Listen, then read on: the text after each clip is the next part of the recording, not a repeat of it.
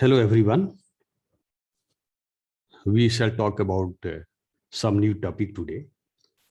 So before going to the topic, I would like to say that we have already discussed many topics from the unit 1 like soil structure, soil formation, interparticle forces, transportation of soils, clay minerals, right? Many things we have discussed. So today we shall talk about the soil as a three-phase system, right? So let us begin from the introduction.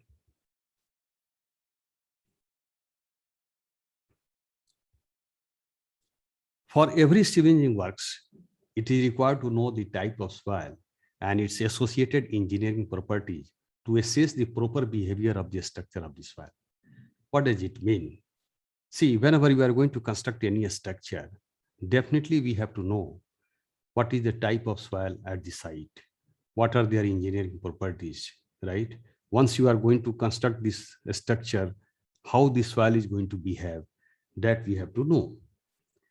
The common problems faced by civil engineers are the bearing capacity, compressibility of soil, seepage through the soil.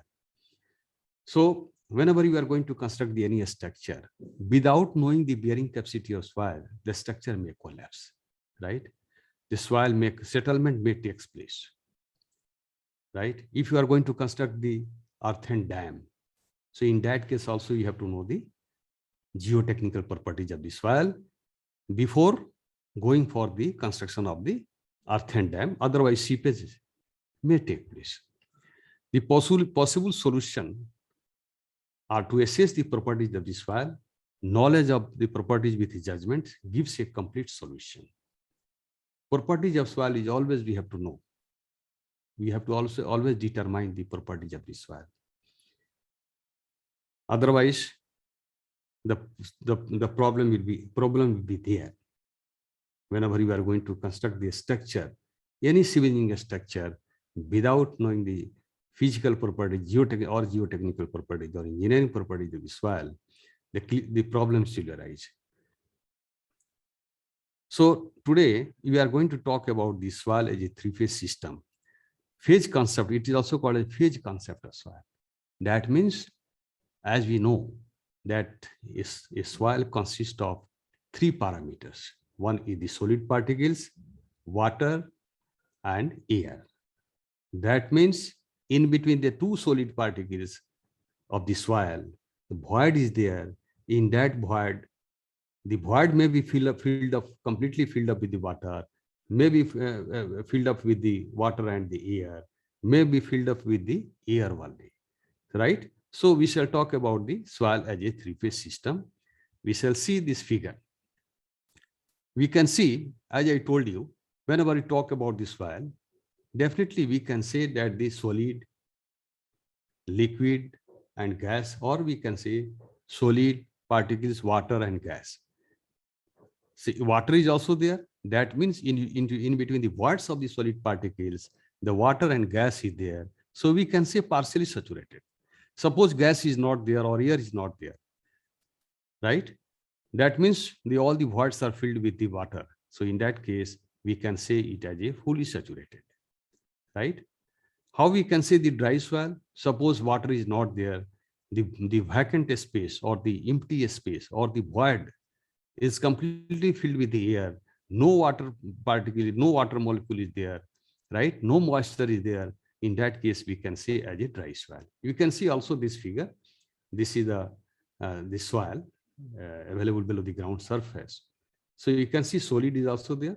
Here water is also there, and the gas is also there. So we can also segregate it, right, in three parts: air, water, and solid. We can see this figure. Here we can see the soil is a two-phase system because only water and solid is there. Here, definitely we can also say the soil is a two-phase system because air and solid is there. That means the soil is completely dry.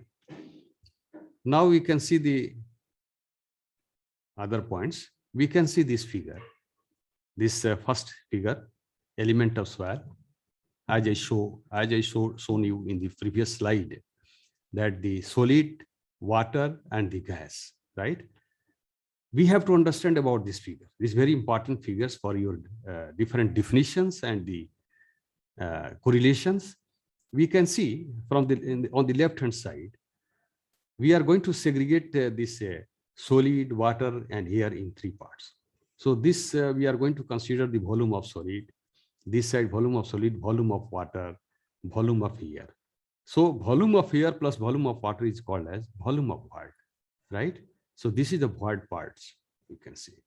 If you see on the right hand side, let us talk about the weight.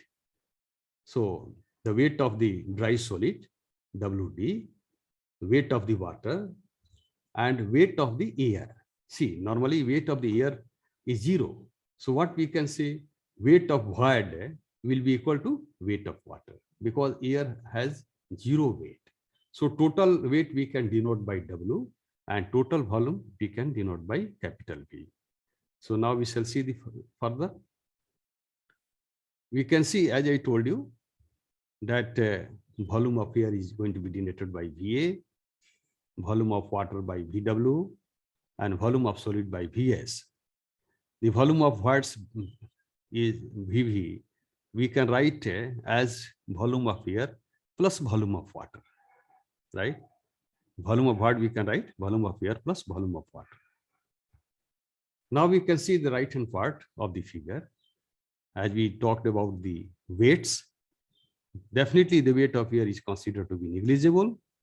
So in that case, weight of void, we can say weight of water.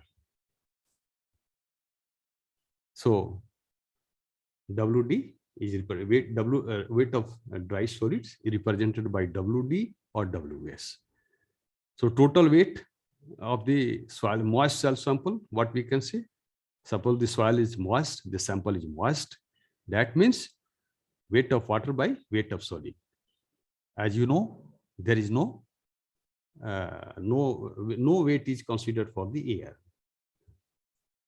So we can write like this way.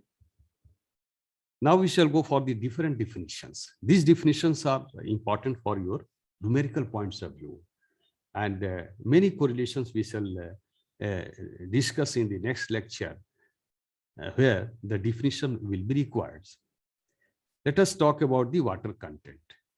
Water content normally we define as weight of water by weight of solid multiplied by 100. Density of soil, as you know that we define the density mass by volume. Bulk density, weight of moist soil. This see, bulk density is also called as moist density. So total mass of the soil divided by total volume. Let us take the example of core cutter. Whenever you are going to collect the soil sample using the core cutter apparatus, you are taking the weight of the soil, right? And the volume of the core cutter, that is pi r square H. So weight of the soil divided by the volume of the soil will be called as a bulk density. We can see this is the core cutter apparatus, and this is called a dolly, and this is a core cutter, and the rammer is also there. So this experiment also we have performed in the laboratories. So we can write gamma ball is equal to mass by volume. We can denote this bulk density in gram per cm cube or kg per cubic meter. Next definition, you can see the dry density. The dry density is the mass of the dry solid per unit of the total volumes.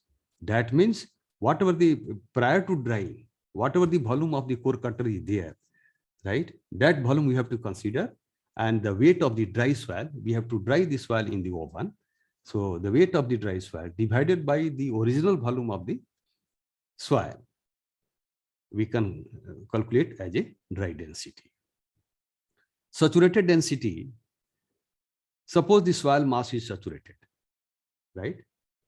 So see, bulk density is also considered as a bulk density. If the soil is fully saturated, then we can say that the bulk density is a saturated density, right? So what we bulk density is called the saturated density, total mass of saturated soil by total volumes. Submerged density, as you know that whenever the soil is submerged, the weight of the solid particles will be less, right? So what we can say, the submerged mass of soil solids to the total volume of the soil mass is called as submerged density. Submerged density, we can write this formula is also important for you. Submerged density is equal to saturated density minus density of water. And density of water is always be considered as 1 gram per cm cube. But if you want to write in the numerical, or in the numerical is given in the kilonewton per cubic meter, in that case, the values of gamma W, we have to take it as a 9.81 kilonewton per cubic meter. Now we can see the specific gravity definition. We have also conducted the experiment for the specific gravity, how we can determine the specific gravity using the density bottle and pycnometer method. So it is the weight, you can see, it is a ratio of the weight of soil solid to the weight of water for the equal volumes. So what does it mean?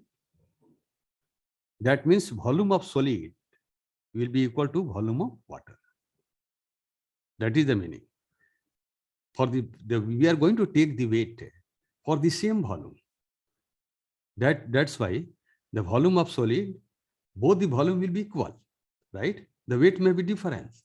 So volume of the soil is equal to volume of water. So a specific gravity, weight of solid by weight of water. So what we have to do, because this Vs and Vw is equal, so we can multiply by like this way. So what we can write, weight of solid by volume of solid. Definitely we can say density of solid, and this weight of water by volume of water, we can write as a density of water.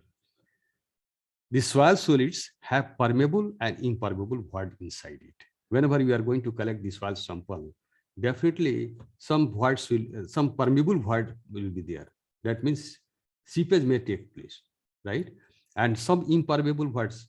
Voids are there, but it will not permit water to pass from one side to the other side. So what it says that the permeable voids being capable of getting filled with the water. If all the internal voids of soil particles, permeable impurities are excluded. Suppose you are not considering the volume of the permeable voids that you are going to exclude, right? Excluded for determine the true volume of solids. The specific gravity often is called as absolute or true specific gravity, right? The apparent or mass or bulk specific gravity, GM, we can denote it by gamma bulk density by density of water. We can see that different other definitions and the correlations, the void ratio, porosity, and degree of saturation. See, void ratio normally we define as volume of voids by volume of solids. As you know, in the beginning itself, I told you that in the soil, air is also there. If the soil is partly saturated, that means air is also there, moisture is also there, solid particle is always there, right? So, and the volume of air and volume of water is called as volume of voids. So volume of voids by volume of solid is called as void ratio. And how we can define the porosity? Porosity we can define that the volume of voids by total volume of the soil. Void ratio always be expressed in the form of a fraction, whereas porosity we can express in the form of percentage. Now we can see, as you know, porosity is equal to volume of void by capital V, and total volume. We can write the n 1 by n is equal to V by VW, VV. We can write like this way. And as we know that the total volume is nothing but volume of voids plus volume of solid, right? So if you are going to divide this one, volume of void by volume of voids will become 1, and volume of solid by volume of volume, we can write like this way. So as you know, volume of voids by volume of solid is equal to E. So we can write this equation like this way. And further, we can also write 1 plus E by E. So N we can write, you can see, this is a very important relation required for the numerical solving. So N is we can write by this and this values. N is equal to E by 1 plus E. So E we can also write, further we can also solve that E is equal to N by 1 minus N. So these are the two equations. These two equations also be combined together. So n is equal to E by 1 plus E, and you can put the values of E in the form of n. So we can get the further correlation like this way. 1 minus n is equal to 1 by 1 plus E. So now what we can write, 1 minus n is equal to 1 by 1 plus C. Now we shall see that different other definitions. Degree of saturation. In a given volume of watts of a sample, same space is occupied by water and the rest by air. As I told you, that in the soil, void is there. And in that void, air is also there and water is also there, right? So if soil is fully saturated, definitely the void is going to be filled with water. The degree of saturation S is defined as the ratio of volume of water present in a soil mass by total volume of watts. That means volume of water by volume of watts, right? So in the watts, how much water is there? So that volume of watts by volume of water by volume of watts, we can call it as a degree of saturation. And we always express it in percentage. Suppose soil is fully saturated. In that case, what will happen? The volume of water will become volume of water. So it will become 1. That means soil is 100% saturated. Suppose volume of water, no water is there in the void. That means it will become 0. So 0 by volume of voids will become S is equal to 0, right? That means soil is dry. So what are the other definitions? Percentage air voids. Percentage air voids is denoted by Na. It is a ratio of the volume of air voids to the total volume of the soil mass, right? Volume of the soil mass. See, Va by V is called as percentage air voids, denoted by Na. And another definition is air content.